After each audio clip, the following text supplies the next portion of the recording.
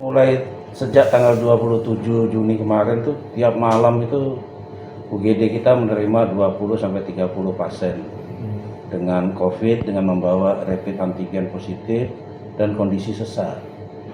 Jadi itu sudah berlangsung 5 malam inilah, sampai semalam itu 30 pasien sudah berdatangan ke UGD. Kapasitas UGD di dalam itu hanya 20 pasien sehingga ada 15 orang itu kita bantu untuk perawatan di Selasar.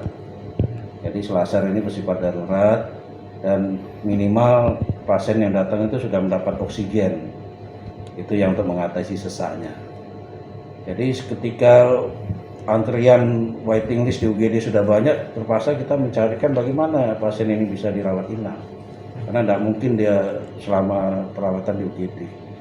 Nah, semalam kita sudah membuka ruangan baru, itu ada 30 tempat tidur. Kita menggeser pasien normal ya, ke ruangan lain dan itu dijadikan untuk ruang isolasi COVID lagi. Kita nambah 30 bed semalam. Pagi ini semua pasien bisa masuk untuk perawatan inap. Ini juga masih ada yang nunggu di UGD 10 orang pasien. Masih belum bisa ditampung di dalam. Jadi sampai semalam itu 200 bed sudah kita buka untuk menampung isolasi perawatan pasien, dan ICU itu 18 ICU itu sudah terisi penuh. Itu 18 bed atau 18? 18 tempat tidur untuk ICU ya, ICU COVID. Kalau yang rawat inapnya 200 bed. Nah, pagi ini setelah rapat manajemen, maka ICU COVID kita tambah lagi 14 bed. Kita menggeser ruangan itu, kita upgrade menjadi isolasi COVID.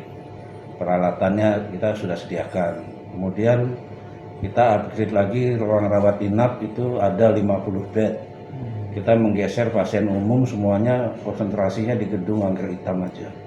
Jadi bisa menambah 50 bed. Jadi kalau dihitung nanti akan ada isolasi itu jumlah total 250 bed dengan ICU 30 tempat tidur. Nah, ini udah kapasitas maksimal. Kapasitas maksimal. Jadi setelah itu kita tidak akan bisa menambah lagi. Karena pasien non-COVID pun masih harus dirawat. Nah, yang jadi masalah ketika ruang rawat inap penuh, maka UGD kita akan stuck. Jadi akan terjadi penumpukan di UGD. Nah, UGD ini daya tampungnya hanya 30 bed aja. Jadi kalau ruang rawat inap penuh, maka UGD akan maksimalkan untuk membantu darurat pasien-pasien sesak itu 30 orang aja. Setelah 30 orang tercapai kapasitas di dalam penuh, maka UGD akan kita nyatakan ditutup. Jadi kalau udah penuh, rawat inap penuh, UGD penuh, maka kita akan tutup UGD untuk tidak menerima layanan rujukan UGD dulu. Maka kita mohon masyarakat, ketika UGD nanti kapasitas full dan ditutup, nanti akan diarahkan ke rumah sakit lain untuk bisa menampung itu. Nah, ini skenarionya udah akan dijalankan demikian. Lalu terjadi malam nanti juga akan menumpuk, maka kita hanya bisa merawat tuh 30 orang aja di UGD. Nah, kita harapkan rumah sakit lain juga bisa membantu ya, memperbanyak lagi ruang-ruang isolasi, ruang UGD-nya.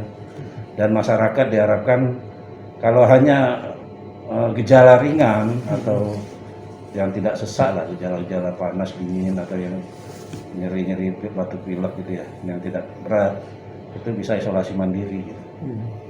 Jadi tidak numpuk di UGD. Pak, ada rencana pembukaan tenda nggak? Pembukaan tenda ada skenario itu, tapi kita pertimbangkan bahwa tenaga kerja kita, tenaga perawatan kita tidak sanggup. Karena kita harus mengurus yang ada di dalam rumah sakit ini jangan sampai tidak sesuai standar. Jadi kalau membuka ruangan tenda itu nanti pertama SDM-nya kita tidak punya. Kedua dia tidak standar untuk suatu perawatan infeksius itu. Jadi sebaiknya tetap ke rumah sakit lain. Pak, untuk tenaga medis sendiri Pak sejauh ini di RSKD berapa banyak sih Pak? Dan Penanganan COVID. penanganan COVID. Nah, apakah ada juga tenaga medis yang terkonfirmasi positif Pak? Ya, jadi yang sekarang ini makanya tenaga kita agak terbatas karena ada 25 orang perawat kita isolasi mandiri karena positif dengan gejala ringan, tapi ada juga beberapa orang yang dirawat termasuk ICU. Jadi hampir 25 orang kita rumahkan dulu. Nah ini yang membuat kita agak tenaga kita kerja agak terbatas. Total tenaga kerja, Totalnya berapa? tenaga kesehatan kita, dokter dan perawat dan sebagainya berapa? Kalau yang sekarang bekerja di COVID ini ada sampai 700 orang. 700. Ya. Jadi semuanya kita kerahkan untuk di konsentrasi perawatan COVID.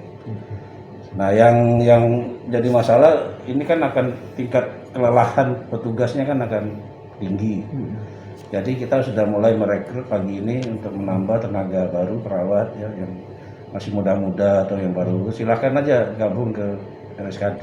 Itu sifatnya relawan atau seperti apa nanti? Kita jadi tenaga honor, Tenaga kontrak itu. Itu kita kontrak sampai Desember. Nah ini dibutuhkan 50 orang perawat. Kalau bisa ada yang ini, yang mudah-mudahan dengan diberitakan ini ada yang mendaftar. Untuk dokternya Pak, kebutuhannya berapa? Untuk dokter kita cukup. Cukup. Jadi dokter itu ada spesialis paru ada 3 orang, spesialis penyakit dalam ada 4 orang. Nah itu mereka bergantian tuh. Perawat ini yang kita butuhkan dalam jumlah yang banyak.